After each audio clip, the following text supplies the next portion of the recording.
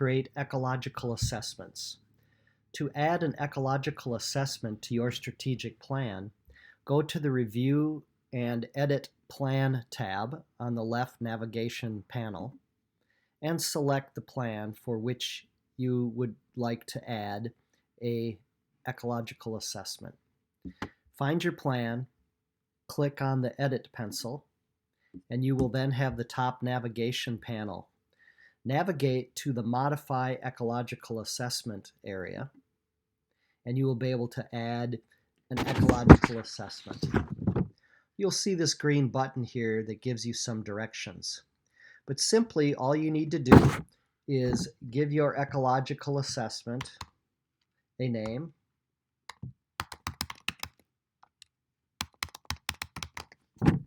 assign it to an owner, and then the next step is to link this specific ecological assessment to an objective. For example, increase K3 math skills. The purpose of the ecological assessment is to help school district teams begin the process of gaining understanding of why specific challenges or gaps exist in terms of students and all the variables involved in the teaching and learning process. All of the information on an ecological assessment is not required, but the process really helps teams begin this understanding. As Rumelt, a well-established expert in strategic planning, argues that much of the work in strategic planning is on the diagnosis of the challenge, really understanding why the challenge exists in order to determine what coherent set of actions could overcome the challenge. The ecological assessment process and the data helps teams create more effective strategies because they will have a greater understanding of the cause and effects of the variables included in the assessment. Each ecological assessment includes required fields, as noted at the top of the screen. And below this section, there are 9 subtabs to further organize the information in the ecological assessment. You will see the horizontal navigation panel listing these specific areas for evaluation. We have schools, grade levels, gender, etc.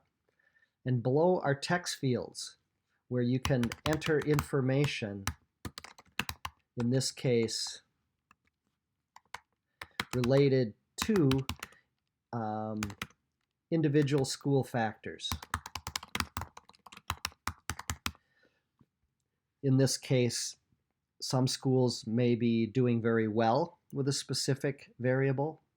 In other cases, some schools may be struggling. Typically, school district teams get together for data review meetings or similar to really review all the information.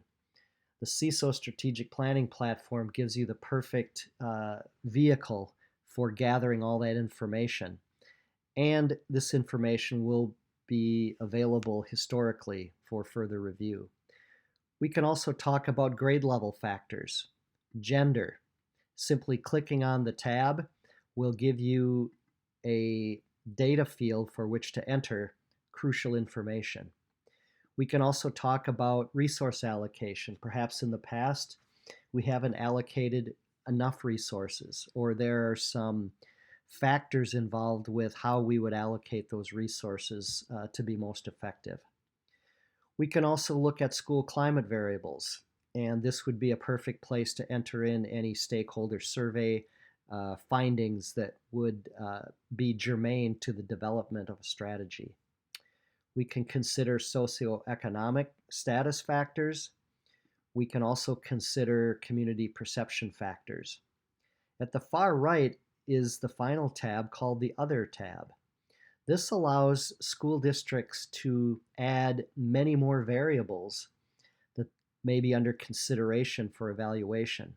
So, for example, we have staff variables, operational variables, instructional variables, curriculum variables, family variables, and student variables.